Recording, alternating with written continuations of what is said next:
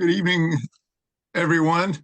Delighted you're with us this evening for this important session number 7 of what's been a really rich and meaningful conference in my estimation. So thank you very much for being here. I think we have an extremely important discussion. I have the good fortune to have attended a number of the higher purpose forum programs that Mr. Jim Edgerly and Alan Jessen have organized, and a number of them we've co-sponsored with HJI. And this is what I like about it. It's an ongoing kind of research program area. Goes on to the topic of economic democracy. And for tonight, the topic is economic democracy as an essential component of positive peace. Our moderator and the coordinators put this together is Mr. James Edgerly, who will moderate tonight's program. Mr. James Edgerly. Thank you, Dr. Walsh, and thank you very much for hosting this great conference. It's been very stimulating thus far. I haven't missed a single session. Yeah, you get high marks. Again, my name is Jim Edgerly. I'm the director of the Higher Purpose Forum, and I'm proud to say I'm also a doctoral student at HJI International Graduate School.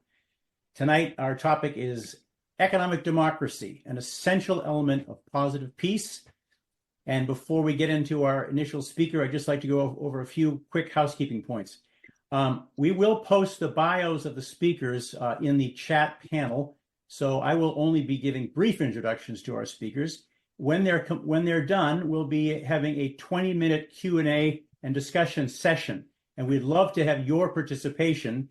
To participate, what you would need to do is during the talks, you would post your comment or your question, hopefully including your name and affiliation, in the chat panel, and then we will be following that during the meeting, and we will respond to those questions and comments during the final 20 minutes of our session.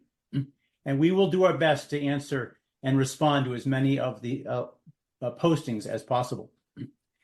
Please be aware that this session is being recorded, and it will be posted on the HJI YouTube channel after the conference. Now I'd like to introduce our speakers. I would say that we are in the presence of greatness this evening. Our speakers include the leading apostles of Louis Kelso, who is the leading advocate and originator of binary economics. And I really thank our speakers. We have 4 speakers today for being here.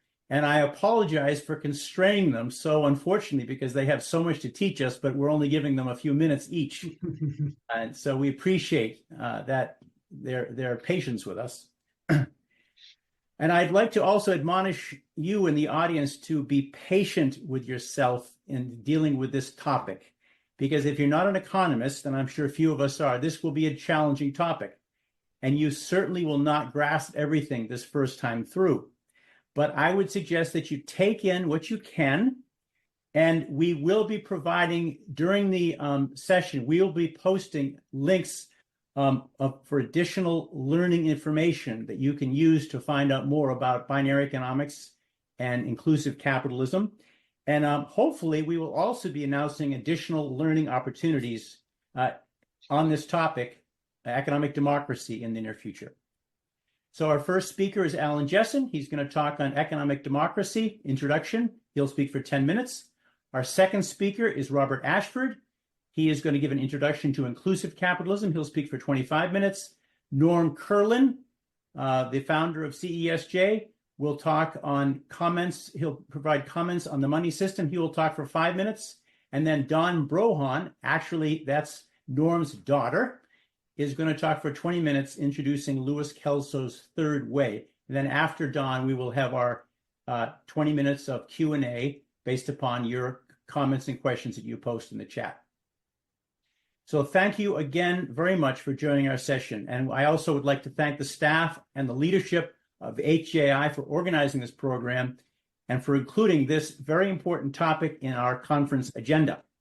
And now I'll turn the floor over to the co-organizer of this meeting, Mr. Alan Jessen. He is the director of the International Association for Peace and Economic Development, U.S. Thank you, Alan. Okay, thank you. I'll share my screen here and bring that up for you. Here it is. Well, greetings, everyone. It's my great honor and pleasure to be with you all and to try to lay out a little bit of introduction to the topic so that, as Jim said, you should aid in comprehending and grasping some of the concepts. So we're talking about economic democracy. Let's take a quick look at where we are today. Of course, we have a nice up to the right curve, don't we, with the gross national product. So we have a growing economy, and the U.S. has been fortunate to have a pretty good economy over many years. So that's on the one hand, but on the other hand, we see that real wages are not keeping up with real output. So if we look at the last 50 years, you can see output, which is the wealth created through production, has been going up 127%, while the compensation that's being paid out to labor and those involved in the production process is at 63%. That's half. So where is that extra output going? We would certainly like to see, and of course, I think we even feel that the inequality and some of the extreme wealth in our world here in the United States and also in other places. So it's here on the graph, but we also can, I think, feel it in our daily lives. This you can see the trends are going in a wrong direction. If we would like to see a world of mutual prosperity and shared wealth, then this graph is not to our liking. The top 1% of the U.S. Population has 20% of the nation's wealth, and the bottom 50% have 13%. So that's according to the World Inequality Database. And I think the United States probably has more extreme wealth differential than other countries as well.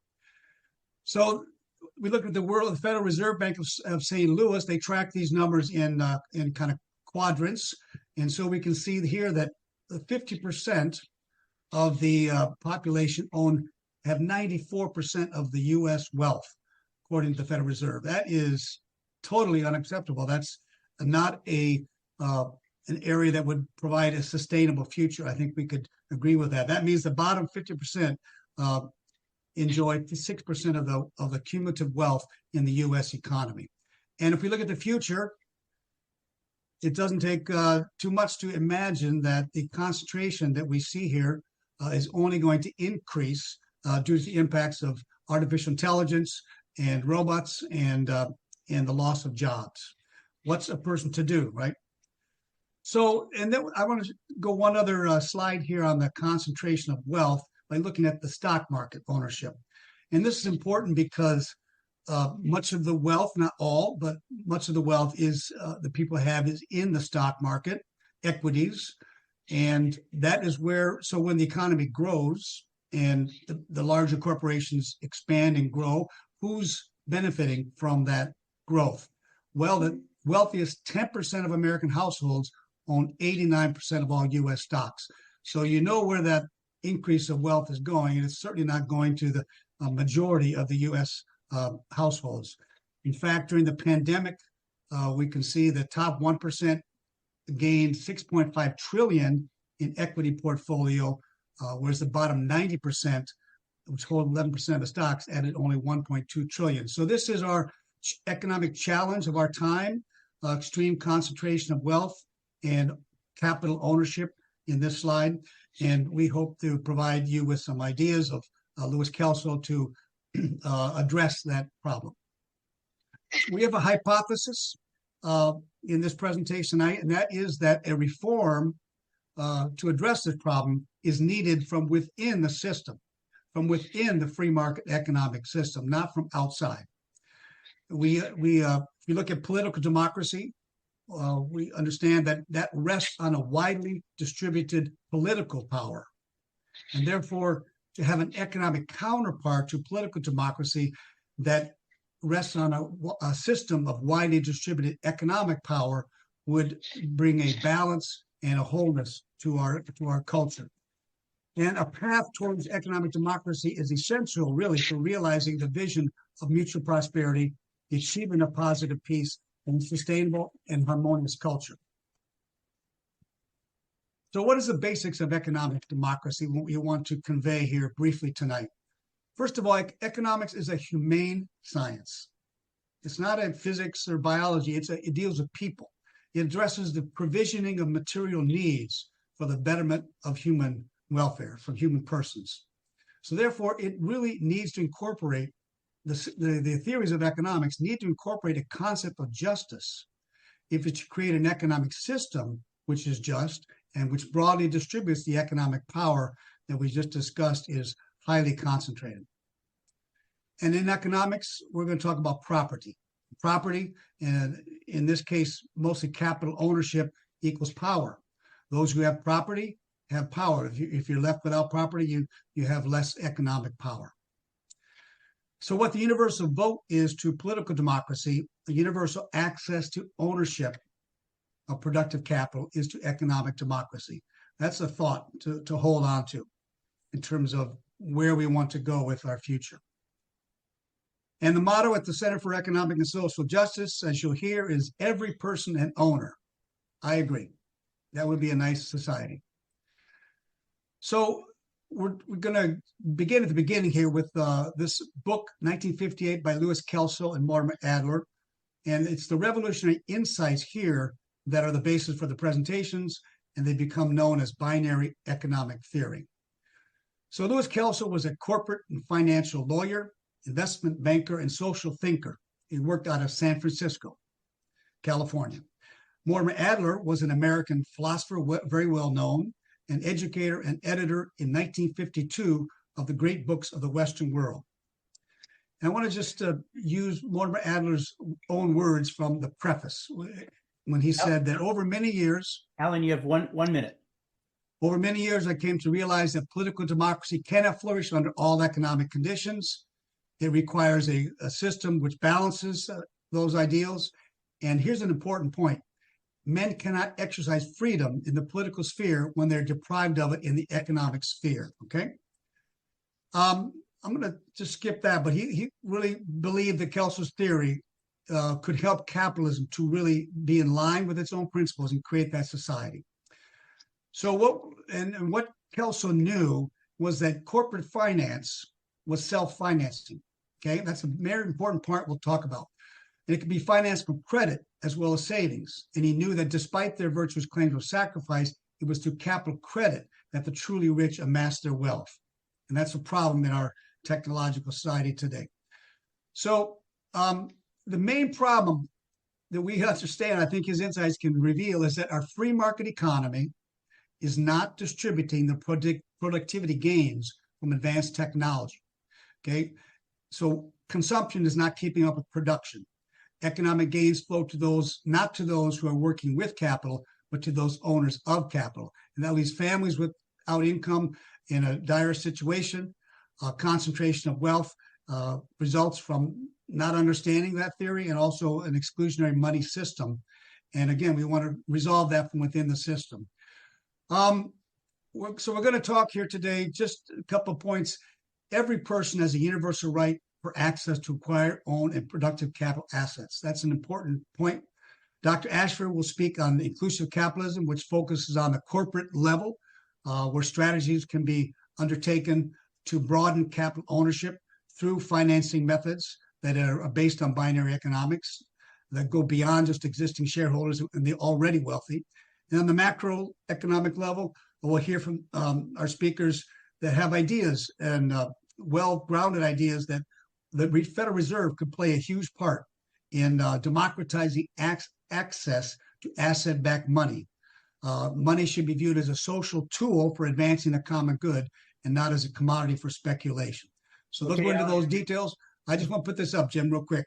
So the point here is the ideas of Louis Kelso are not pie in the sky.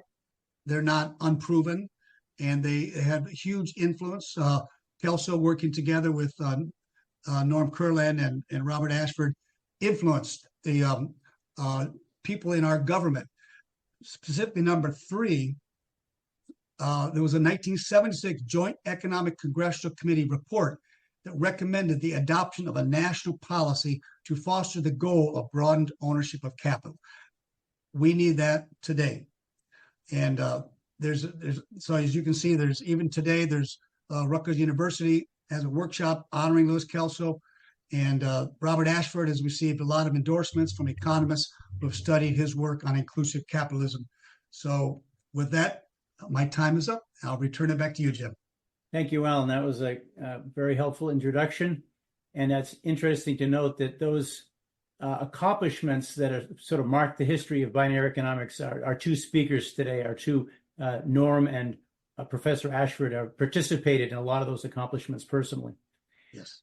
Our second speaker tonight is Professor Robert Ashford. Professor Ashford is actually participating by telephone, so this might be a bit of an acoustical challenge, so we're going to ask him to speak loudly and clearly. Professor Ashford is a professor of law at Syracuse University. He's a leading authority on inclusive capitalism and binary economics.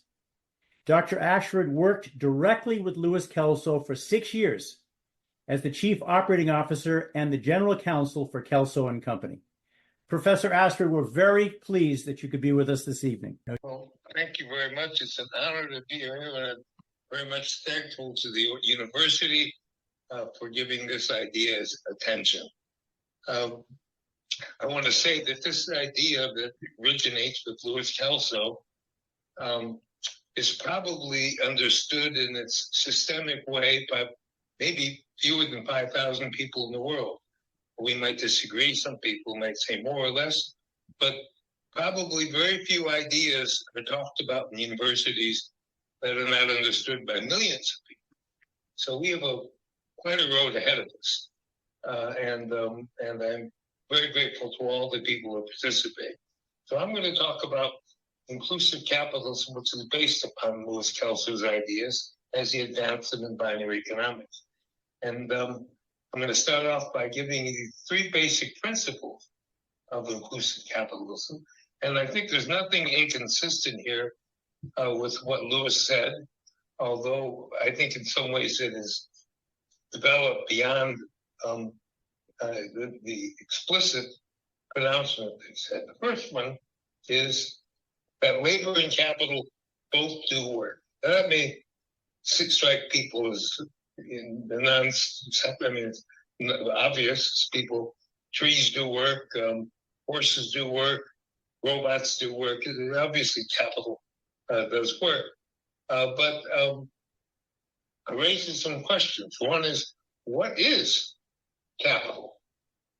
And if I were to talk about human capital, which is skills, education, training, and I would talk about human capital, go on, but not mention the adjective human in front of it, people would say, well, you're very misleading because you're not identifying that it's human capital, that there are different types of capital. Well, the truth is that in our society, capital is used in 3 very distinct ways. Real capital, that is to say, capital without the adjective. There's real capital, there's financial capital, and there's money. And when you hear a corporation say we need to raise capital, or a business say we need to raise capital, what do they mean? Do they mean they raise money? They need to sell stock, that's financial capital, or they need to build tools, machines, investments, secure labor contracts and patents. They're all very different things. And when Smith talked about real capital, he meant land, machines, tool structures. Labor contracts could be an example. It doesn't have to be physical, but it does have to tie up directly the productive contribution of things or people in the context where their services are locked up in labor contracts. Financial capital, for our purposes, is simply stocks and bonds. It's the earnings of real capital after liabilities are paid for. Money is cash and cash equivalents, and those are reflected in the balance sheet in 3 different ways. One is money. That's at the top left. The next is real capital. Then there are different kinds of operating liabilities, wages, interest, taxes, rents. But then there's the investors in the company, and that's the bonds, and that's financial capital, and then stock. It's the investors in the capital that provide at least a good part of the ability to have the machines and tools that can expand things. Now, financial capital is a claim on real capital, and it's satisfied usually with money, but it can be satisfied with other things too. Now, real capital does work. Financial capital and money do not do work. Now, that's the second issue that you have to look at here, and that is what is work and who does work? What is the word for the work of humans? What is the word for the work of capital? Well, oddly enough, the word for work for humans is labor. How about what is the work of capital? We don't have a word for the work of capital, even though we are a capitalist society. And even though capital, almost all production since the Industrial Revolution, and maybe before, has become more capital intensive, you don't have a word for the work of capital. Kelso talked about capital workers, meaning to say the people who own the capital. But we don't have that word.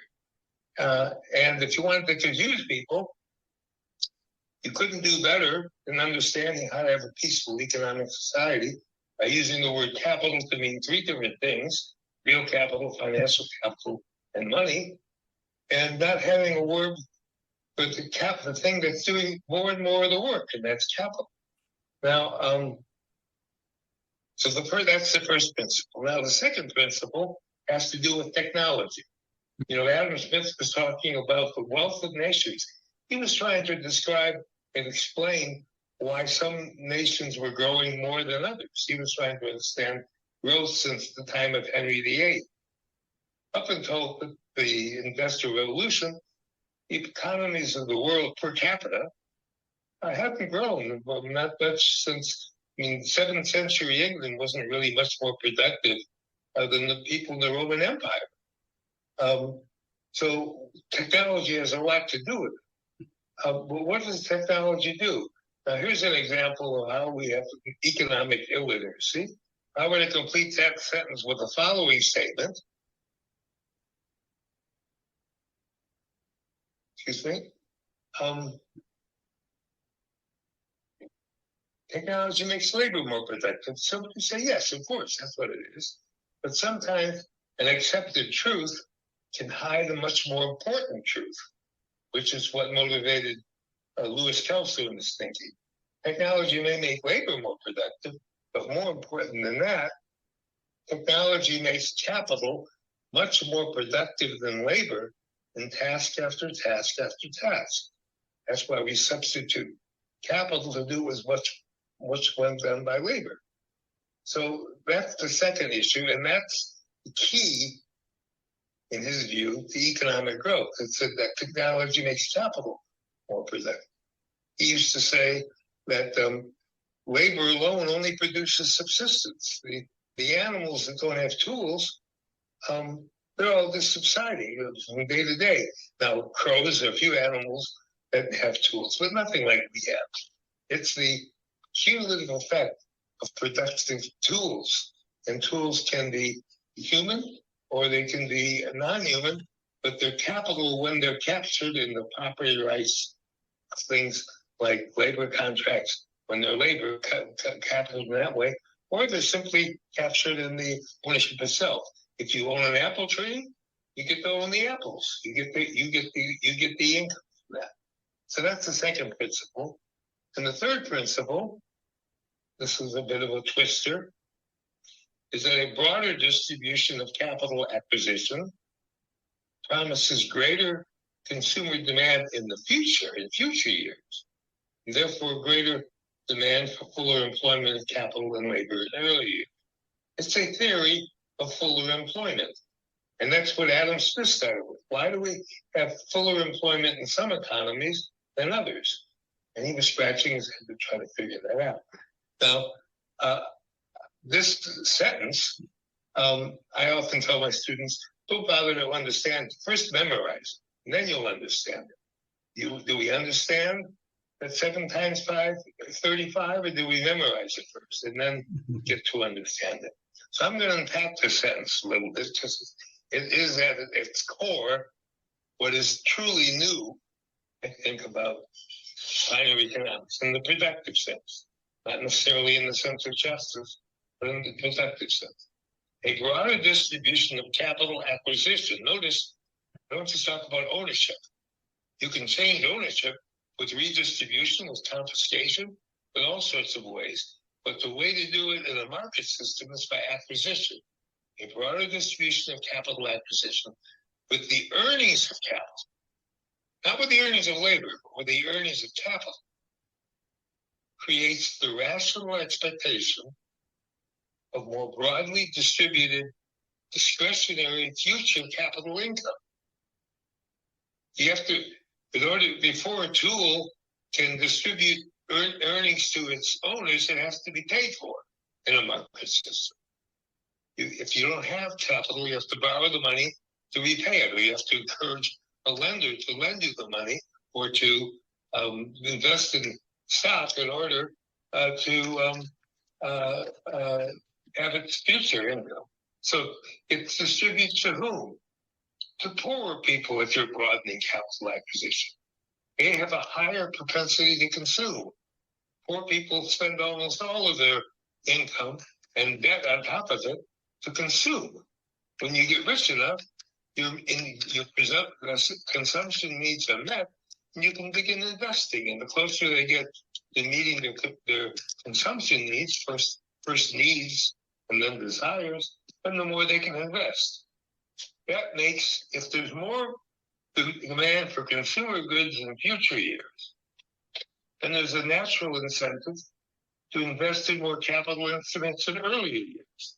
You invest in capital today to satisfy demand tomorrow. You don't invest in capital instruments today to satisfy consumer goods today. You can't for the little things. You need a company instead of a truck, you buy another truck. But if you want to develop the kind of advancing technology, in order to invest in things over a period of time, you're satisfying future here. Now, We're not hearing you real well, Robert. better now? Yes. Thank you. Let me know when I slip away from my volume. Corporations, this shows that corporations send financial capital, issue financial capital in phase 1, that's stocks and bonds. That produces money. They hire real capital and the labor to employ it, that's stage 2. They produce goods and services in stage 3, and they sell them in stage 4, hopefully. So it's the consumption demand in the future that triggers investment in the present. And that's a principle that you do not find I'm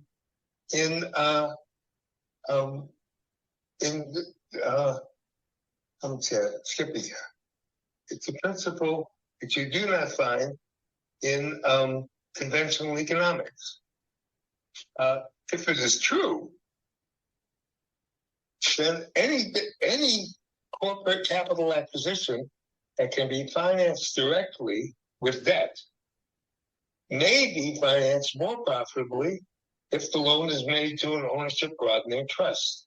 And that's an implication of binary economic growth. That's the term that I use to capture this. Kelso didn't call it binary economic growth, but he certainly would have and wouldn't have objected to the idea. But it's a growth that's not resulting from increased labor productivity. It's resulting from the increasing productiveness of capital. Now, if it's true, then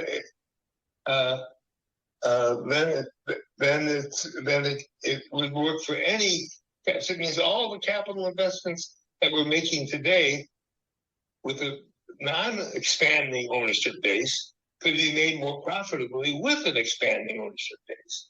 It's a systemic principle of growth, which unlocks the key that Adam Smith didn't see, and that is to say, it's not just human productivity, and it's not even capital productivity. Productivity is a ratio. Ratios don't do work. People do work and things do work. Now, at the polar extremes, mainstream economics is a system of austerity versus stimulus. Too much government is the problem, according to Reagan. Franklin Delano Roosevelt said that, well, the problem is the distribution of demand, so more government is necessary to promote demand. Borrow money, you can monetize, or it can redistribute money from other people. So those are the two alternatives. All these approaches rest on widely understood principles of full employment. But the binary approach is not in that. Classical Marxists, neoclassical Keynesian, they all assume that only labor does work, and the technology makes capital employable to make labor more productive. That's not what's going on. One way of understanding the difference between the binary approach and the approach of Louis Kelso is to understand that Smith saw the Industrial Revolution roughly like this, although we rarely saw a steam engine. You can saw a board in an hour with your hands, or you can saw 100 boards an hour with the machine saw. So capital makes labor more productive. Kelso saw it a little bit differently. He saw it from the point of view that you haul a sack a mile and you're exhausted. You put 10 sacks on a donkey or a horse and you go twice half the time. The horse is what's contributing the greater growth. The person is not more productive. He gets these loaded sacks on a horse. It's the horse that's doing the extra work. And if we gave property rights to horses and we could let them talk, they'd say, hey, your economic system is all wrong. You're not recognizing who's really doing the work. Well, of course, horses don't have property rights, but the owners of horses have property rights. And that's where power comes in, and that's where democratic participation is either robust or narrow. So those are the different ways. Now, all of these alternative approaches involve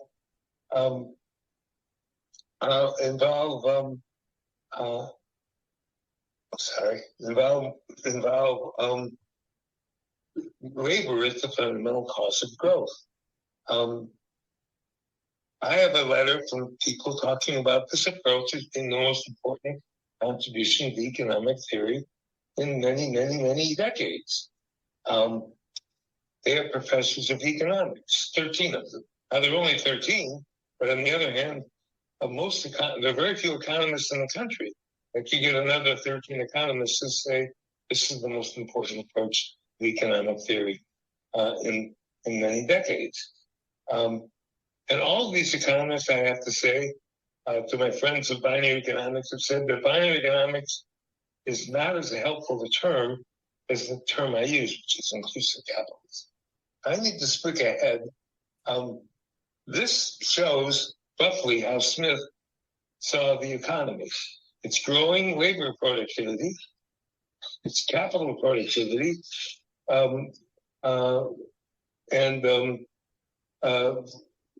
those two things. But the way the binary economist sees it is, wait a minute, I've lost you here.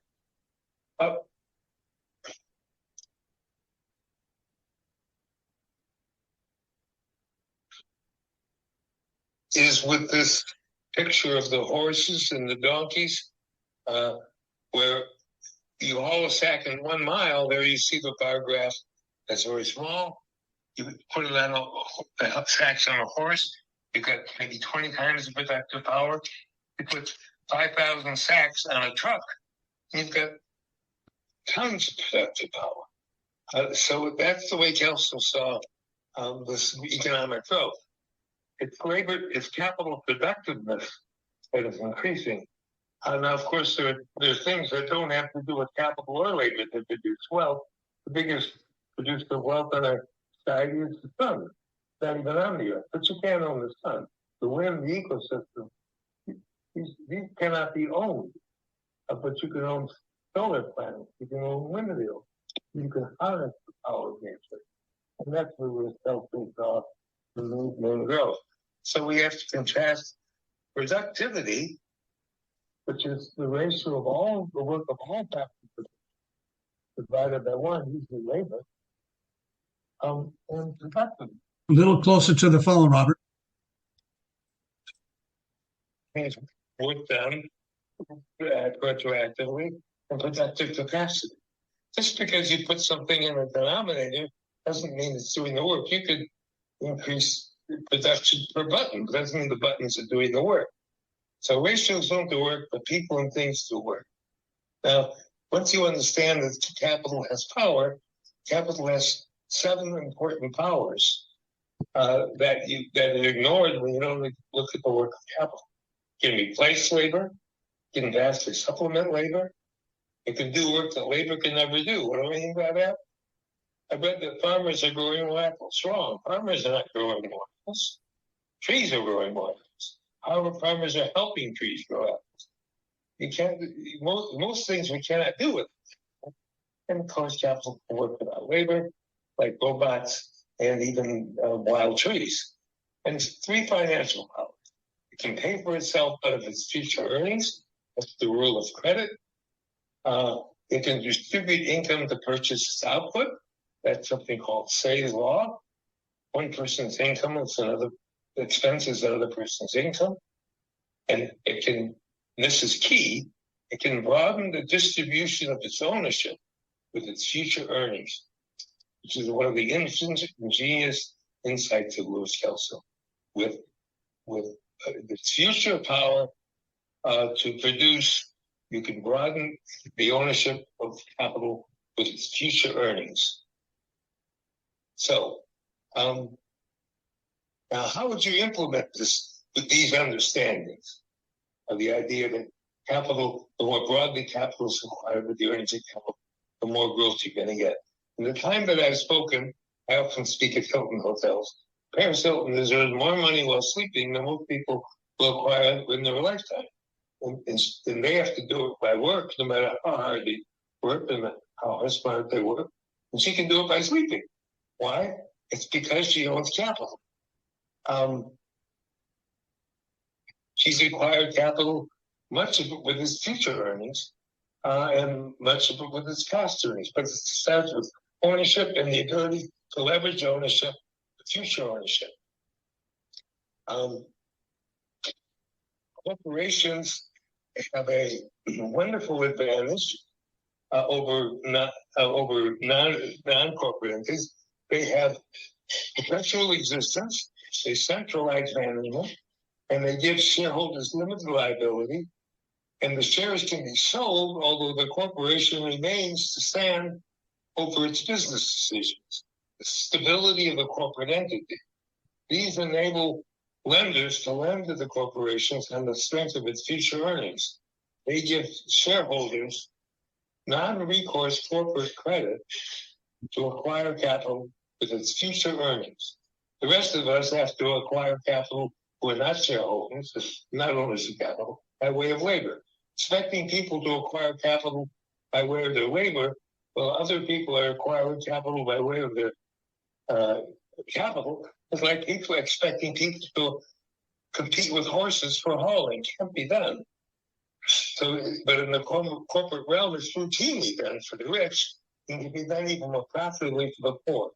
Now, Kelso has a diagram that shows 4 of the 6 institutions of conventional corporate finance. Corporations having growth, investors and investor trusts, lenders lending both to the corporation, and they could also lend to the trust to the investors, and a capital credit insurer. It doesn't have to be a separate entity. Banks often team up together to provide the insurance. or you can have Lloyd's of London or AIG.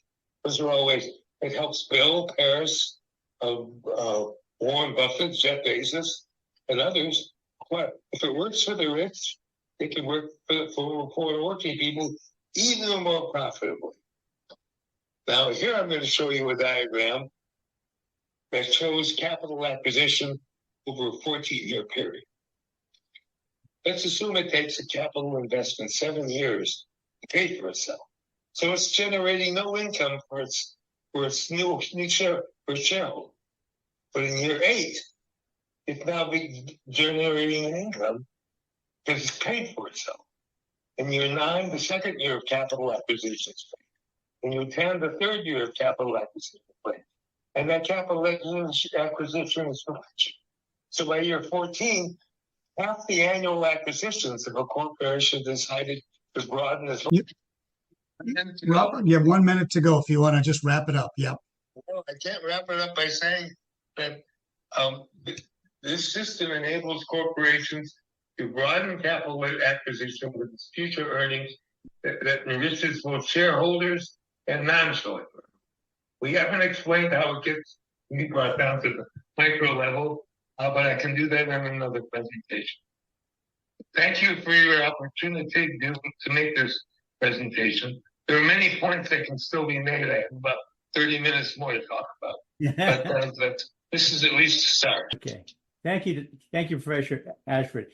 You know what I might do, Professor Ashford, is I'm going to explain to you the principle of binary growth, and you tell me if I got it right, and maybe as I explain it would help others to understand a little better. How would that be? Excellent.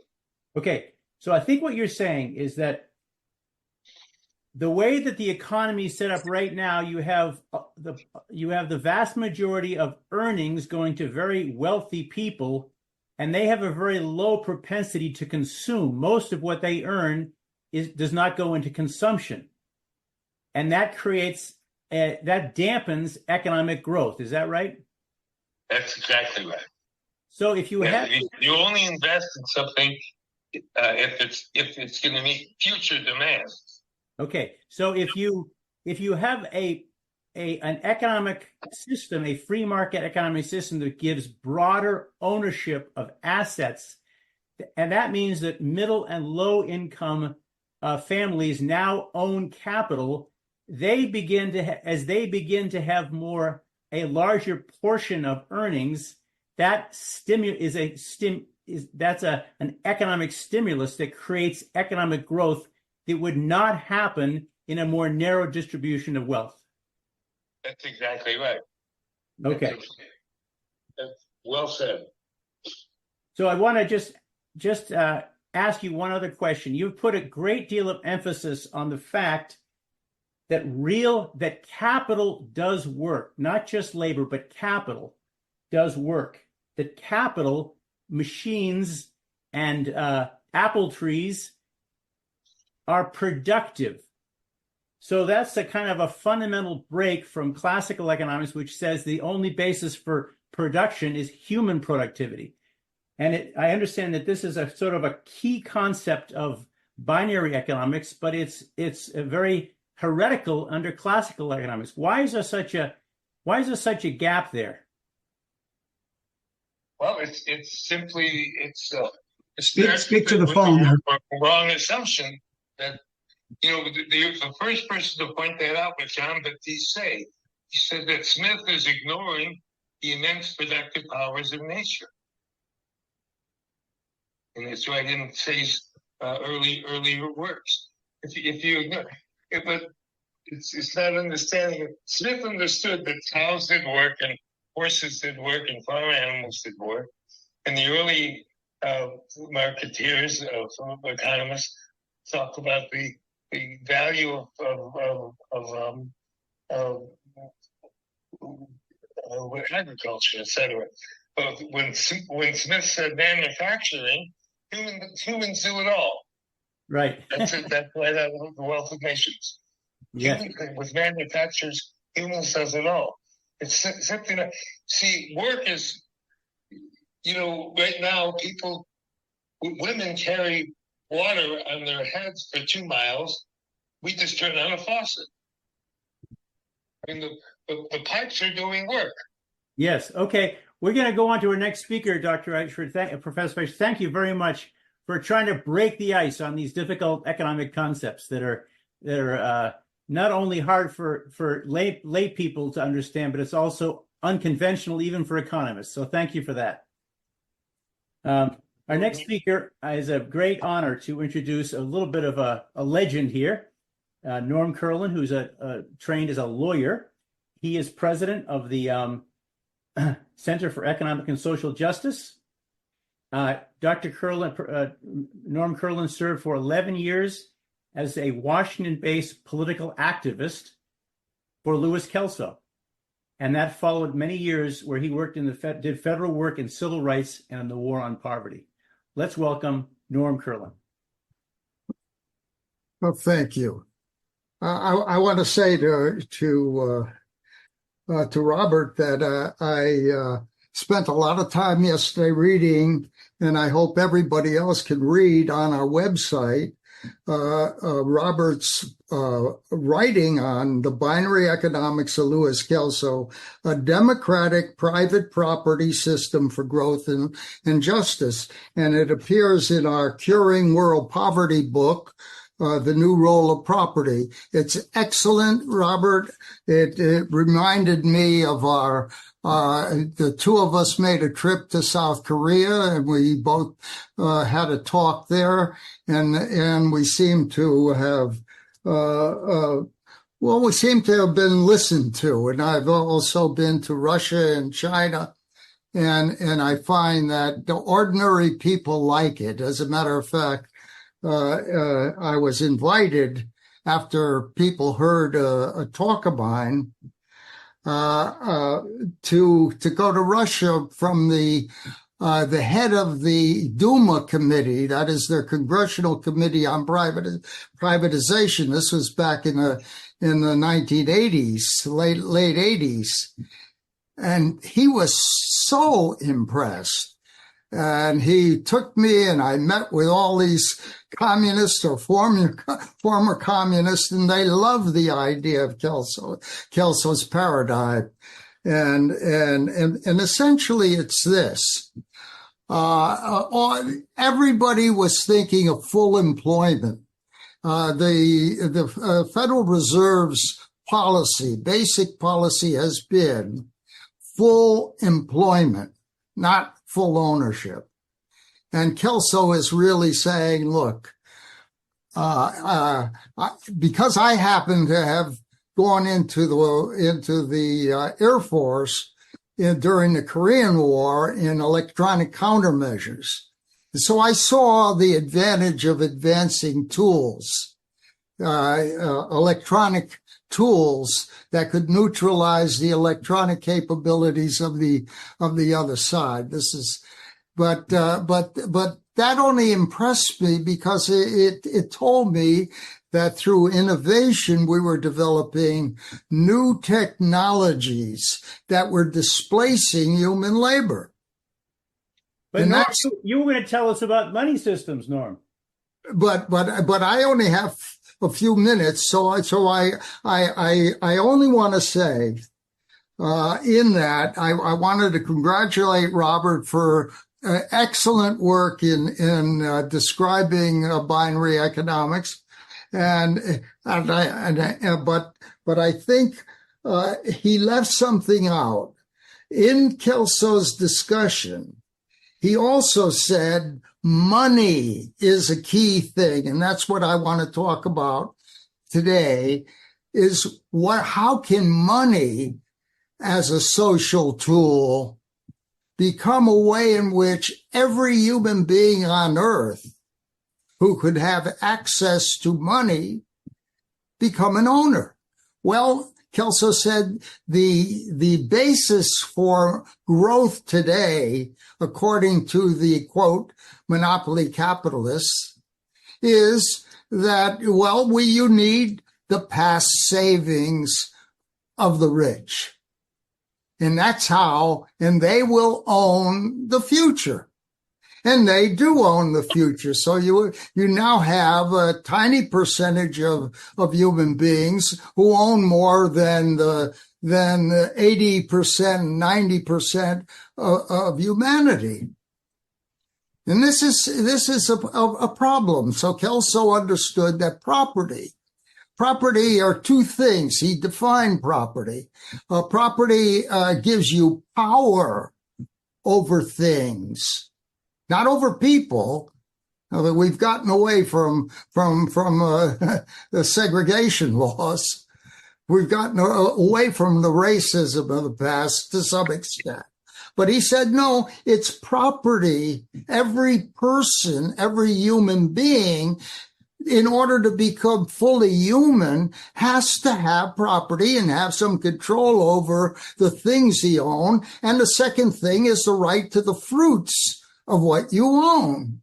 Well, this is, and that can become an income source to go beyond the wage system, beyond the welfare system. And I did work in the federal government on the wage system and the welfare system. And I can tell you that most people don't think about ownership as an opportunity. And Kelso developed a paradigm which would enable not just Americans, but any person in the world. The first country that adopts what we designed as the Economic Democracy Act, every person in America from the time of birth, every woman, every man, suddenly we will begin to respect that they're human and they have to be consumers.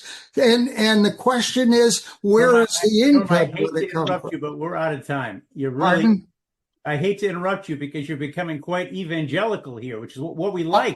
No. Dawn will cover this in much greater detail. I just want to make the point that money is a tool. Yes. Okay. And it's a way, yes, Kelso, it's very important. He says money is not a part of the visible sector of the economy. People do not consume money.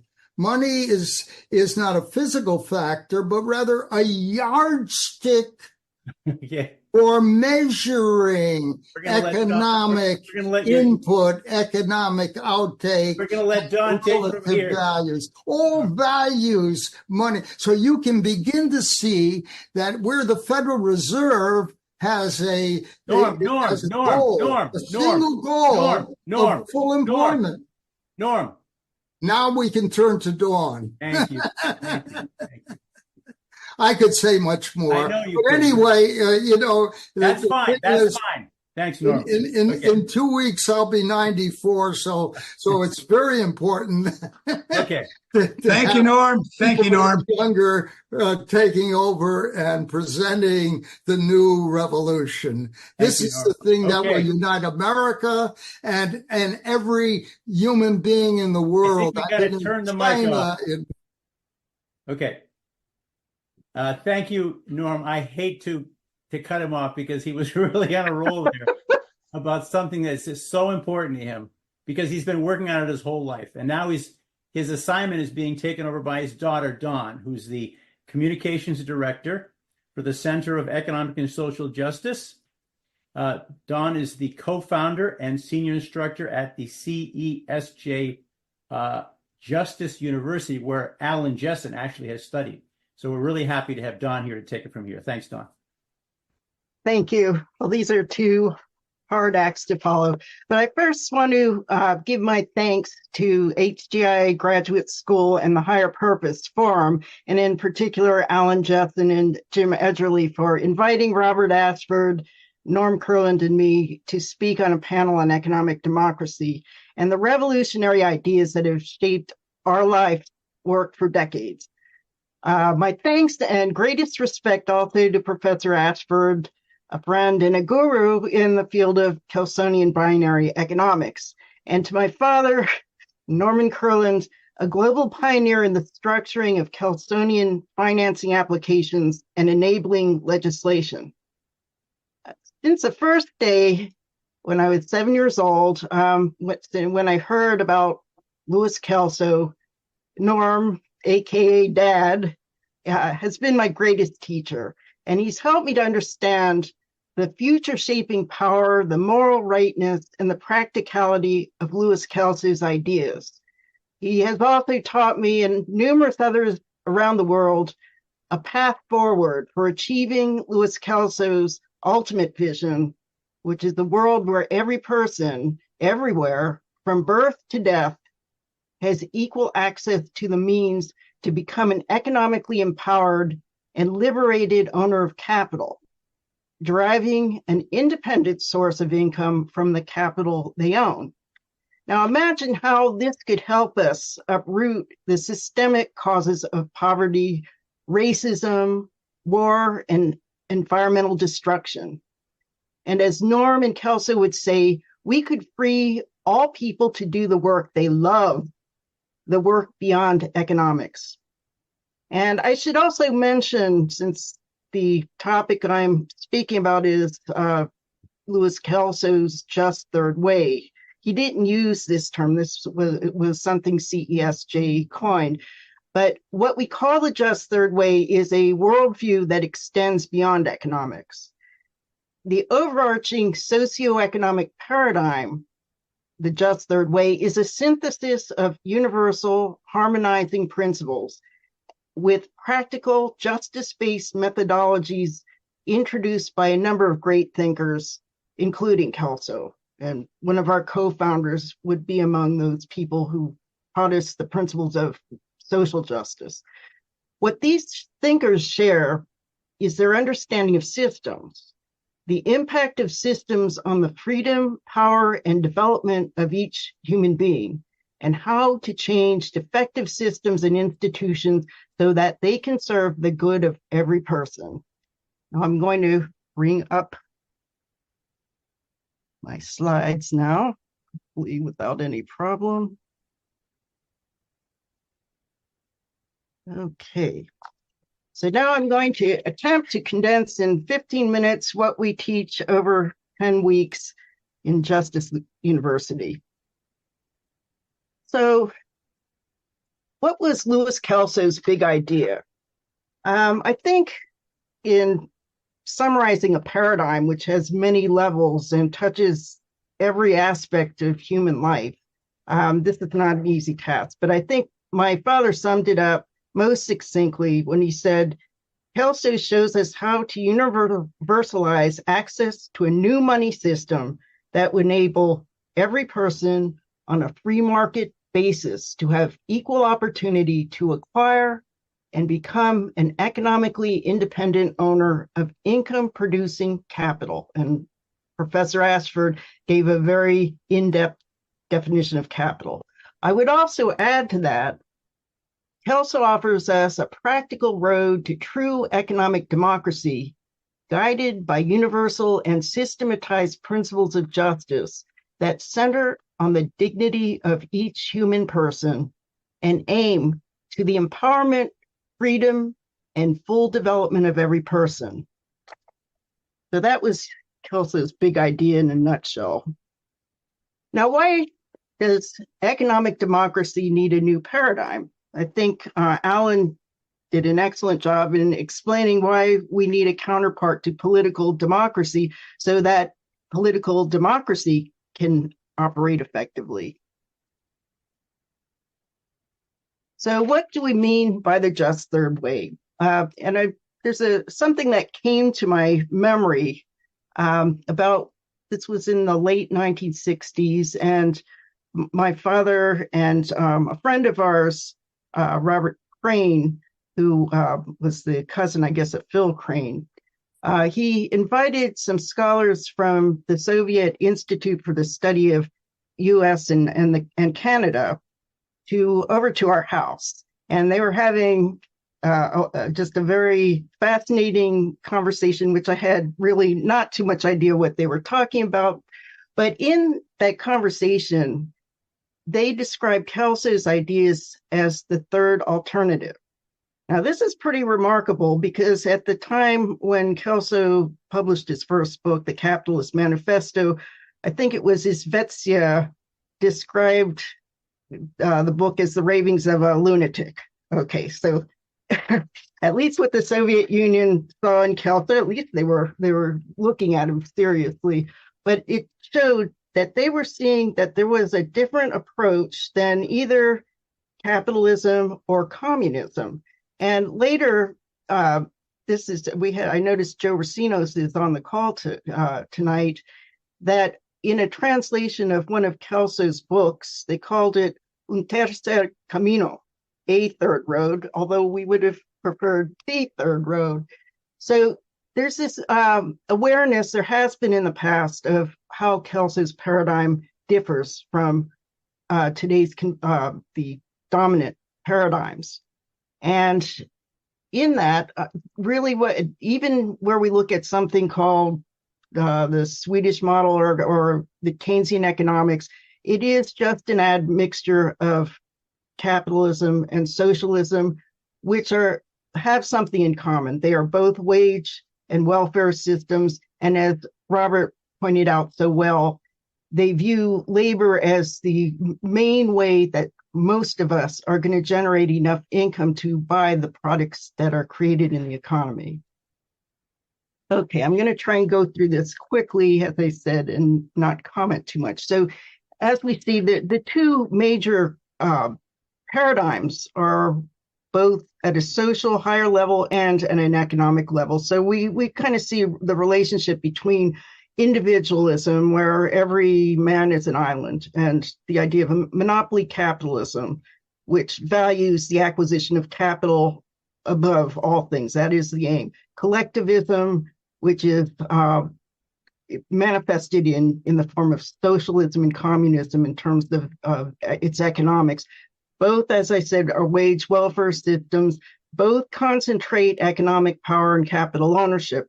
In the capitalist system, the way our monetary and other systems are set up, power starts to get concentrated in a small handful of people. It broadens it to a small extent, but largely because of technological advancement and how we finance new capital, the pace of concentration is actually accelerating. In the communist system or socialist system, the economic power and ownership, capital ownership, tends to aggregate in the state or a collective. So we would say capitalism, and we're using it in a different sense than Robert and Louis Kelso, who mainly saw it in terms of the use of capital in production. But we would see what exists today as institutionalized greed. It encourages people to just accumulate not just more consumption items, but more productive items, and thereby become hyper-productive, leaving other people without the ability to purchase the goods and services they would desire. On the other hand, you have socialism, and you can see it in many policies today, which we would call institutionalized envy. And this is basically a leveling concept where, as Robert mentioned, you redistribute income partly so that you won't have social unrest. And we can see, as Robert also was talking about the importance of the corporation, and this is becoming more and more significant way of how production takes place through corporations, which are actually not the majority method of production today, but they control and they are able to utilize capital and bring together capital and labor to produce the massive goods and services throughout the world. So we see the idea of today's pie: 10% own 90% of corporate equity, 90% own 10% of corporate equity. And the question we're looking at is not how do we take away the wealth of the existing owners, but how do we grow the pie so that the 10% will keep their property, and along with the 90% will be able to have equal access to the means to own the future capital that's added in the economy. So to sum it up on a macro level, what is the big problem? And it is too few own the wealth of nations and too many own nothing.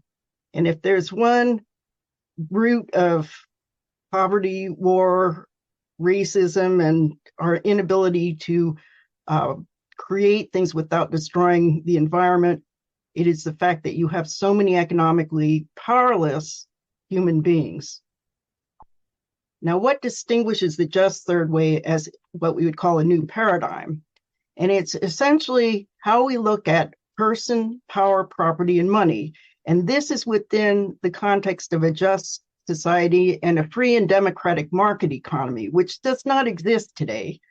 But this is what Kelso saw as, if you're going to be able to operate as a free market system, you need to have people who are able to interact on a level playing field, which means there are many people who need to have economic power through ownership. So when we talk about the person, we say that this is the moral basis of the paradigm we call the just third way. And what this paradigm is aiming towards is to promote the dignity, empowerment, freedom, and development of every person. And this principle of social justice, which I know that's a curse word to many people, but we define it in a very particular way. But that principle directs us to structure and perfect our institutions in order to promote the dignity, empowerment, freedom, and development of every person. So power, that's a very important concept. And it just, at its basic definition, it's the capacity or ability to do something, act in a certain way, direct or influence others, and affect change. So, it's to do work, give you the means. But in the political order, in the social order, if you don't have personal power, you're going to be under the control of someone else, particularly if you are beholden to someone to hire you or to the government to give you some kind of means of subsistence, you are under their control. And political and economic democracy can't function properly without the broad distribution of power. And as Robert said, that is connected to the idea of property, which, as Robert and Alan pointed out, when we talk about property, it gets very confusing because sometimes people use it to mean land or physical things. When we're talking about it in terms of law and economics, we're looking at the power. What property is the set of rights and powers that someone would have with regard to the thing they own. So as Robert pointed out, if you own the apple tree, you are entitled to the apples that the tree produces. You have the right of control, and that's very important. It's to decide how that asset is going to be used. So there are also limitations on property. So you can't use it to injure someone or what they own. You can't prevent others from exercising their property rights. You can't prevent others from gaining access to the means of exercising their rights. And this is very important because today's system does prevent the majority of people from gaining access to future ownership opportunities. And you can't use your property to harm the general welfare of or common good. So as Norm was pointing out, and I'm going to give a shorter version, Kelso was looking at money as simply a social tool, a yardstick for measuring economic input, economic outtake, and the relative values of real goods and services of the economic world. So this idea of speculating on the value of money and currency, that lies totally outside the just third way. People may do that, but that is not the social function of money, as Kelso saw. So it should not be used as a commodity. It should not be created for government debt or speculation. It should be backed by real assets, and it should be stable in value. And this is important also in terms of how we finance the future. Right now, our system, people understand how we grow the system or finance it through past savings, which is based on past cuts in consumption. And that actually is not the way. Oh, sorry. How much? 3 minutes. 3 minutes. Okay. And then future savings. So I'm going to go through this. And the type of credit also we have to recognize the difference between productive credit that can pay for itself out of the future earnings of capital and non-productive credit, which is what consumer goods and government debt uses. And the macro level in terms of how we understand the change to the economy is that if we democratize access to insured capital credit, if this is done in a feasible way, then you repay the growth of growth capital loans with future profits, future savings. So Kelso pointed out that commercial banks supported by the central bank can fund capital ownership for every person. So how do we get to economic democracy? Well, we're going to have to change the existing system, not pull it down, but reform it. And we can look to America's history. In fact, it's in the Virginia Declaration of Rights that said not only do we have these certain equal rights to life, liberty, and property, but we have the right to the means of acquiring and possessing property. And that's key. People miss that. It was George Mason. And in the Universal Declaration of Rights, this is important. It's also not carried out by any country in the world, that everyone has the right to own property alone, as well as in association with others, and no one may be arbitrarily deprived of his property. So this respects private property rights. And Say's law, this is how the economy could become in balance if people had access to capital ownership. They would have the income to purchase all the products that are produced. And this is very important, which I can't go into, unfortunately, but the principles of economic justice developed by Louis Kelso and Mortimer Adler underpin their understanding of a free market economy, how it works, and also the moral basis for determining distribution of income. Social justice is a change, a refinement we added to the terminology of Kelso, and this has to do with how you change systems that are out of balance, and it's basically organizing with others to change the system. We have 4 policy pillars that we always look to in terms of any legislation: expanded capital ownership, limited economic power of the state, private property, and free and open markets. And we have a number of. We're done. Yeah. Okay, one more, and this one I just want to show because this shows the 12 regional Federal Reserves, and that QR code there will take you to a collection of writings which talk about the legislative proposal, what is being done at the state level, and the innovation called the Citizens Land Development Cooperative as a first step to the Economic Democracy Act, which is covered there. That's how we project the future income. Maybe I could just transition here by asking you if you could very, very simply and quickly just give a sketch to us the way one of these state level initiatives works. For instance, the one in St. Louis. We can't take a lot of time for this, but it might help illustrate the idea of broadening capital ownership to our audience. Okay, the main thing we're trying to demonstrate is that there is a means for financing universal access to capital ownership, and that would ideally be done through national policy, the Economic Democracy Act, which is going to change not only tax policy, but mainly our money, the central banking system, and how that creates money. And so in the state of Missouri, there was some legislation that got signed into law, which would create the world's first citizen land development cooperative. Now, that's not the ideal mechanism, but it is an ownership vehicle for how people, every citizen in an area, can own shares in a corporation that is a land development corporation, and which would own the infrastructure. And through leasing fees for use of the land, that becomes a source of income to the CLDC and to all of its shareholders, the citizens who would also have voting rights. So this. Okay, and, so I want to two things. Firstly, could you put your end your screen share so we can see the rest? Oh yeah, so I'm sorry. Okay. My apologies. Now, in that case of the land trust, what is the source of financing for the people in the participants to become owners of the trust? How do they finance that? If they don't have savings themselves, how would they become capital owners in that setup? Exactly. So you're pointing out that most citizens don't have the money to go purchasing large tracts of land. So the idea is in St. Louis, for example, much of it needs to be redeveloped and it needs new infrastructure. That's going to take billions of dollars. And right now, there are no private equity investors who want to come in and put their own money in. And so how will they be able to make the changes they need?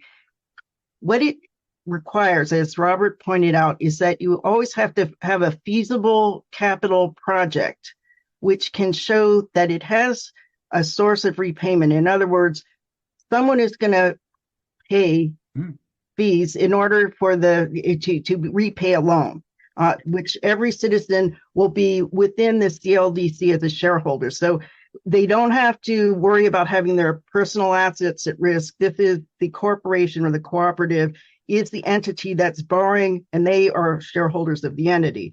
So if they can locate businesses that will locate in St. Louis, and this is sort of, we're going to be fixing up the land. We need you to move in because you're going to pay us leasing fees to use the land and infrastructure. And in that way, and also we hope will bring in companies that broaden, have employee ownership, stock ownership plans. But as long as you can determine that there will be a stream of future income, that is the basis for paying off loans. Now, where do the loans come from? So the owners of the physical site are the citizens of St. Louis. Is that the idea? Yes, and eventually the legislation is wizard. Like a public sector trust that raises the financing that they come to, that capitalizes this project. Well, we would differentiate from a public sector trust. It's totally private sector. It's a private corporation. The key thing, though, is where does the money come from? You know, if you don't have past a lot of investors and you don't have enough savings, the idea Kelso came up with is if you have access through the commercial banks for financing a productive project, you can go to the regional Federal Reserve discount window and they will create money in the proper way, asset-backed money. And also they can create the type of credit where there's zero interest because no one is lending their own savings. So it is in using the central banking, commercial bank, and insurance companies as providing the collateral. All right. This is a system-changing idea. Okay, let's go now to some of our. We're running low on time, but we're really pressing you, Don. We're squeezing it out of you in just a few minutes here. So, this is a question from Dr. Walsh, our president of our institution. Don, is there a strong affinity or compatibility between the Just Third Way and A, European social democracy, and or B, Roman Catholic social justice or social teaching? Yes, I would say I don't know enough about European, the democratic systems that you're talking about, but what you would look at is how does it look at the concept of ownership? If it doesn't look at how you connect people to ownership, and if it's requiring redistribution, then that is not compatible with the Just Third Way. Now, in terms of Catholic social teaching, this is interesting because all the way back, I think even before Leo XIII, but certainly that in his encyclical, he talked about the necessity of making capital ownership available and desirable for every person in society. They tended to look at first at workers, but the intent was every person. And it is in the social teachings that they look at institutions, how they shape the economy and people's lives, that's where there needed to be changes. And Father Free, who was our co-founder, was a scholar in Pius XI's encyclicals. And he talked about how all institutions, including the money system, must be accessible to every person in order for them to promote their own human development and become more virtuous. So there's a common base there, isn't there? Yeah. Yes. With that. Yes. I guess that the common base is built into the whole approach that CESJ is taking because of because of the nature of that founder. Okay. Here's a question for Alan from Michael Graney, who's one of the leaders of CESJ. Alan, in your opinion, To what extent does induced inflation, that is, government backing new money with its old debt, which tends to shift purchasing power from wage earners and the poor to the wealthy, according to Keynes, account for the phenomenal economic growth we've seen, especially in the rapid growth in share prices in the stock market? Yes, there's no question that the vast amounts of money that have been created in the last years, especially, let's look at that. They and especially at the zero interest rate, the low interest rate, quantitative easing has pushed more money out further on the yield curve. Let's say push more money out from wealthy investors to buy companies and other means of finding returns. So therefore, it pushes up the stock market prices. And I think it's true that the growing stock market price does not necessarily reflect real wealth. Some of it's just inflated. Yeah, I would like to just point out that, I love to ski. I go to a lot of towns, these ski towns like North Conway, New Hampshire, or Telluride in Colorado, and they're all the same. They're all the real estate, every ski town, Jackson Hole, they're all like this. All the real estate assets are owned by wealthy people that never use the houses. They're always empty. The town is underinhabited. And the people who actually live in the town and work at in the restaurants and run the ski area and clean, they cannot afford to live in that town. So you have a town full of vacant luxury houses that are empty because the wealthy people hardly ever use them. And all the people who work in that town have to live an hour and a half away to live there. So this is an example of this, what Michael Greeny has mentioned. You flood the economy with money. It benefits one end of the wealth spectrum, and everyone else is kind of left behind. And it also causes inflation. And that's the kind of now, would you like to comment on that at all, Dr. Kurland? Yeah, definitely. The thing is, if you have that kind of poverty, let's say in that area, $1 billion of new capital is needed. They projected they have programs for $1 billion. Okay, so then you divide that by every child, woman, and man in the area, and they'd all have equal shares to be paid for out of the future income from those shares. In other words, it's future savings, not past savings. So you're moving from something where you couldn't, which you don't have, to something in which you're meeting a need that will be economically sound, and you'll have people earning income from the once that money is provided, so that the capital needed is provided, and then you have growth of the economy in a free market way. Yes. I have a question. I have a question here from David Stewart, if I could. Yes. He says, given that historically new inventions have not brought shared prosperity, to the world. He mentioned some modern agriculture, textile factories, 19th century England, for example, and others. They have not brought great wealth for the workers. That's right.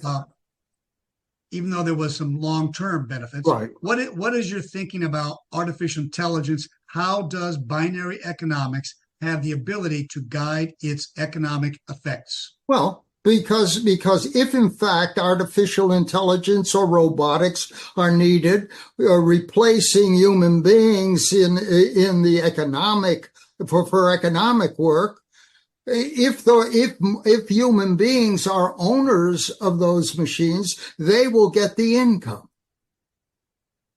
So the point is not to harm development, but really to encourage the development of new artificial intelligence. You're going to have it. And you're going to have robotics. They're going to be improved. We don't know what new inventions. And we're also going to have to develop new energy systems that are not going to pollute the air and cause health problems. And so these are the kinds of challenges that we need to be able to finance in such a way that we're becoming democratic. What the vote represents in the political arena, you need something comparable. And we say Kelso offered what is comparable for the economic arena, which is every day.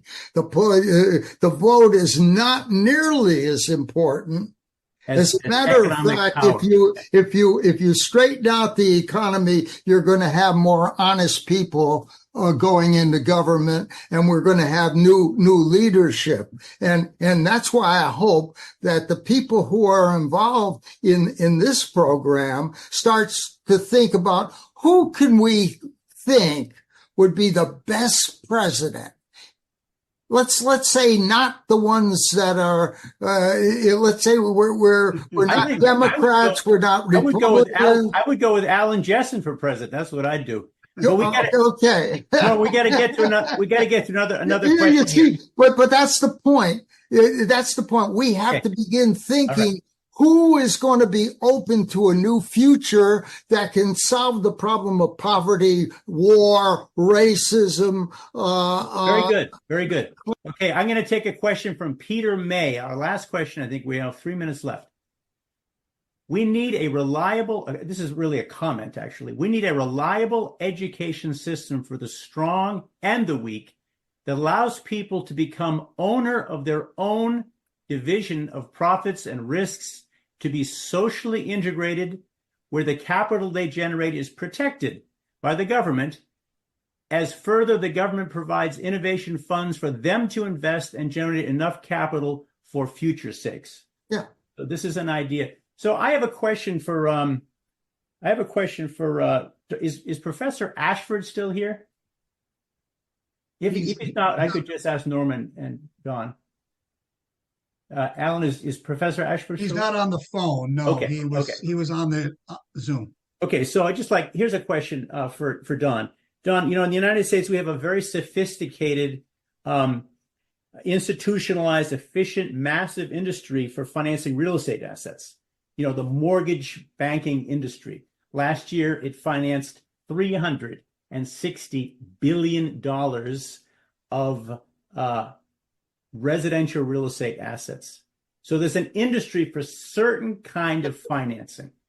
So what I'm wondering is, this idea of binary of inclusive capital, do you imagine an industry developing with a specialized kind of financing instrument that allows this broadening ownership of capital with unique financial instruments?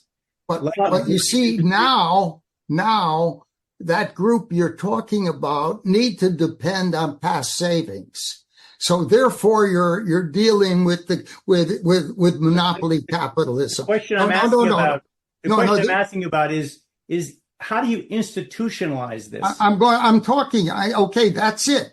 It's the money system. The Federal Reserve can create money as long as it's going to be asset backed.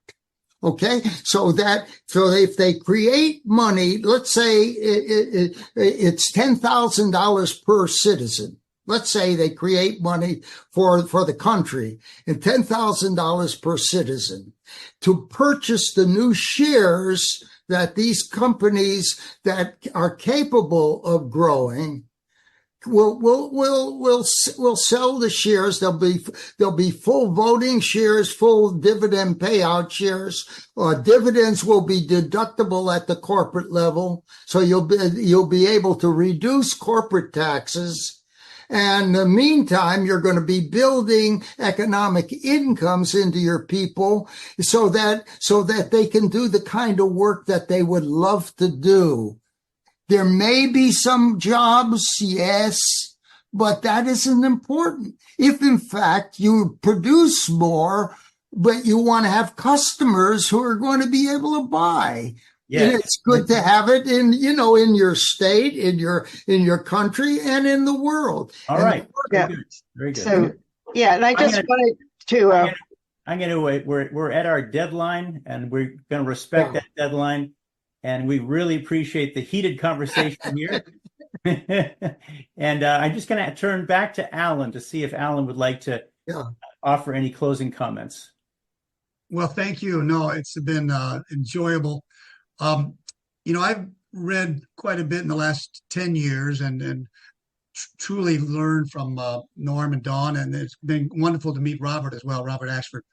There's the root that I've found is, and the reason Kelso made so much sense to me is that he understood this thing of finance and money. Yes.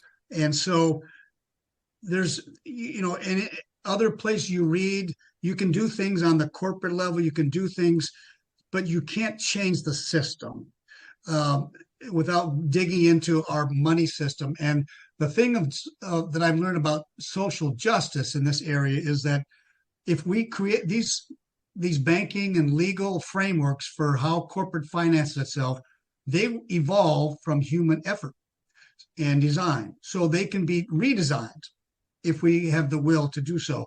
And then, and Kelso gave deep, comments on what was missing from the prevailing economic theories. So, but it goes back to the money and the systemic change if we're going to really build a world that's harmonious and sustainable. So there's many things that can be done. I appreciate what Professor Ashford was saying on working on the corporate level and on the macro level, but so it's just needs to stay rooted in the essentials, in understanding. And I welcome research, Jim. Let's get a team, and I hope that the HJI can be part of studying more and bringing together ideas that will really help mutual prosperity and interdependence. We want Joe Racinos to be on our research team. Yeah, Joe Racinos is good too. He's down in Costa Rica, by the way. Thank you, Joe, for joining us, and thank you everyone for listening. It was a little bit crazy, but we covered a lot of content, and I hope that some of it's going to stick. And by the way, I would just like to, before we close, I just want to remind everybody that tomorrow there's two very important sessions. The first is session 8, starts at 9:30 a.m. on the future of the United Nations. These will be HJI student presentations. And then at 11:30, session 9 is titled Prospects for Peace in Israel and Palestine. And after that, we'll have a very brief closing session. Thank you all very much for an interesting and exciting and colorful conversation.